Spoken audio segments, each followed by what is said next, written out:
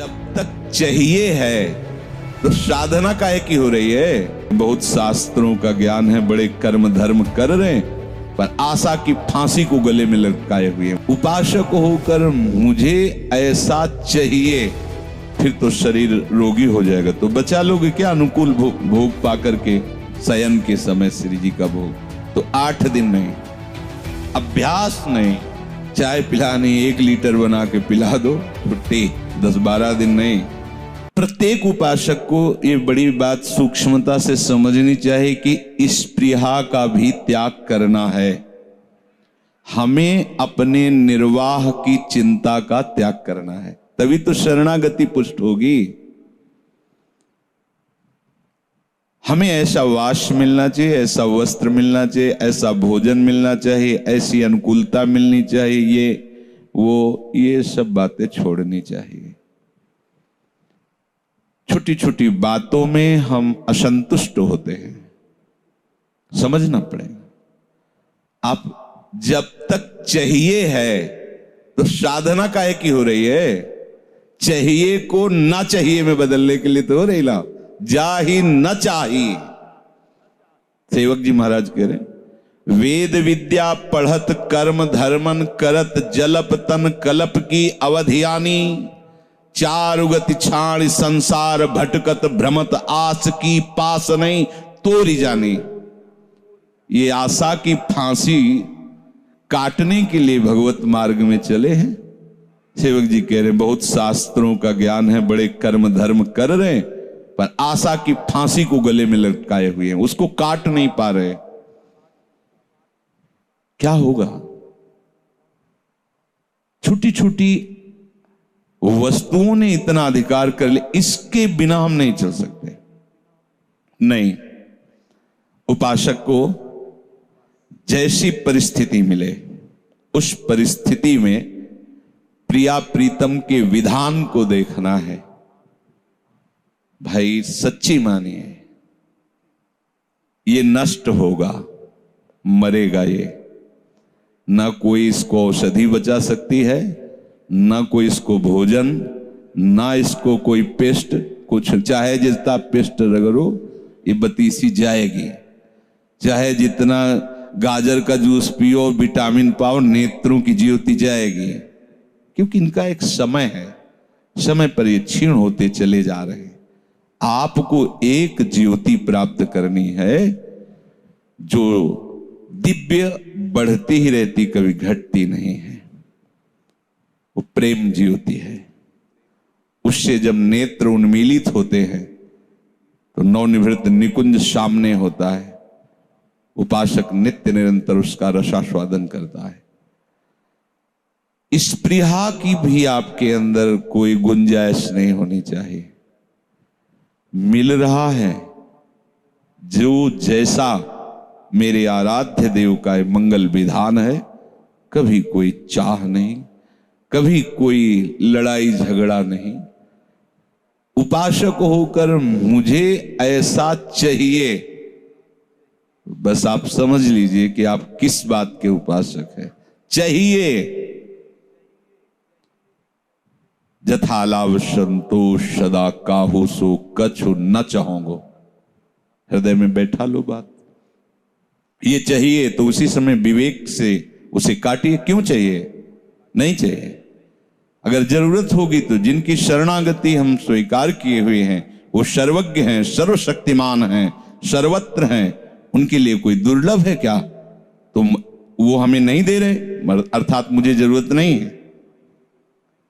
वो मुझे नहीं दे रहे तो मुझे जरूरत नहीं है, क्योंकि उनका विधान ऐसा है। हमें कोई मांग नहीं रखनी, हमें ये अनुकूल पड़ता है, वो जानते हैं ना, और वो नहीं दे रहे हैं। इसका मतलब है कि हमें ये अनुकूल पड़ता है, इस बात को भी मिटाना वो चाहते हैं। मिटा दो, फिर तो शरीर रोगी हो जाएगा। तो बचा लोगे क्या अनुकूल भोग पा करके? देखो ना, सब अनुकूल ही तो पा रहे हैं और सब अस्पताल जा रहे हैं। थोड़ा विवेक को जागृत करके ये स्पृहा को नष्ट करो। मांग हो जाती है उपासक को प्रतिकूलता के समय अनुकूलता की, इसे स्पृहा कहते हैं। मिटाओ इसको। बिल्कुल ऐसे रहो जैसे वो चाहें वैसे। पहला श्रीमद चतुराशी जी के पद का पंक्ति है, जोई जोई, ये सिद्ध पंक्ति है। यहीं से नित्य विहार रस में प्रवेश होता है। स्वामी जी महाराज, ज्यों ज्यों राखत हो त्यों त्यों रहियत हो हरि।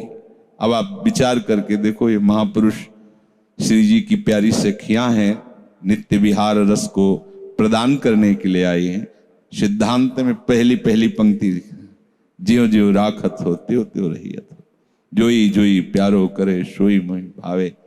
तो आप इन्हीं की तो शरण में होकर उपासना कर रहे हो, फिर आपको ये चाहिए, अमुक चाहिए। अपने लोगों को गुरुजनों ने यही सिखाया है कि जीवन में ऐसा अभ्यास करो कि जिस दिन तुम्हें कुछ ना मिले तो ये न लगे कि ये चाहिए ही। शरीर रोग से ग्रसित है, इसलिए कुछ दिनचर्या में खान पान का नियम है, नहीं तो पीछे अगर 4 दिन रोज दूध पिया शयन के समय श्री जी का भोग, तो 8 दिन नहीं, अभ्यास नहीं। चाय पिलानी 1 लीटर बना के पिला दो, छुट्टी। 10-12 दिन नहीं कि रोज 1-1 कप। अब वो सर दर्द करेगा अगर नहीं पिएंगे। हमारा ब्लड प्रेशर डाउन हो तो कॉफी चाहिए 3-4 बार। नमक पानी घोर के पियो ना, जो सहज है और बढ़ाएगा। कॉफी क्यों? और आप संयम से चलेंगे तो ब्लड प्रेशर लो क्यों होगा, हाई क्यों होगा? सम रहेगा। सब चिंतन से है इसका प्रभाव। आप असत आचरण करेंगे, आपका चिंतन असत रहेगा तो हाई और लो होता रहेगा। नहीं, वो हाई लो सब सम में आ जाएगा। अनुकूलता के लिए, शरीर स्वस्थता के लिए, बहुत लंबे समय तक जीवित रहने के लिए बाबा जी नहीं बने। श्री जी को प्राप्त करने के लिए। श्री जी की प्राप्ति कैसे होती है? बोले विहाय कामान्य, समस्त कामनाओं का जिसने त्याग कर दिया है। सर्वान पुमाश्चरति निष्पृहा, बढ़िया जीवन चल रहा है, व्यवहार में भी है, पर कोई स्पृहा नहीं। जैसा प्रभु विधान कर रहे हैं, गुरुदेव विधान कर रहे हैं, उसी विधान में हम राजी हैं। कोई चाह नहीं। साधुता चाह मिटाने के लिए है। ऐसे बैठा लो, तभी निरंतर नाम जप कर सकते हो। जीवन निर्वाह के लिए प्राप्त और अप्राप्त वस्तुओं के विषय में जो सोचता है, अप्राप्त वस्तुओं की प्राप्ति हो जाए, प्राप्ति की रक्षा हो जाए, वो कभी अनन्य चिंतन नहीं कर सकता, वो निरंतर भजन नहीं कर सकता। ध्यान रखना, जो निरंतर भजन करते हैं वो प्राप्त वस्तु की रक्षा और अप्राप्त वस्तु की प्राप्ति की चाह को मिटा देते हैं, क्योंकि ये ठेका ठाकुर जी ने लिया है। योगक्षेमम वहाम्यहम, योग अप्राप्ति की प्राप्ति कराना और क्षेम प्राप्ति की रक्षा करना। सत्संग में जो वाक्य आपकी श्रवणेंद्री में पढ़ रहे, मनन करो उनको और धारण करो। बेपरवाह हो जाओगे, बहुत दुलार मिलेगा, बहुत बढ़िया अनुकूलता मिलेगी, जो अनुकूलता और प्रतिकूलता से परे है। हर समय आप आनंद में डूबे रहेंगे।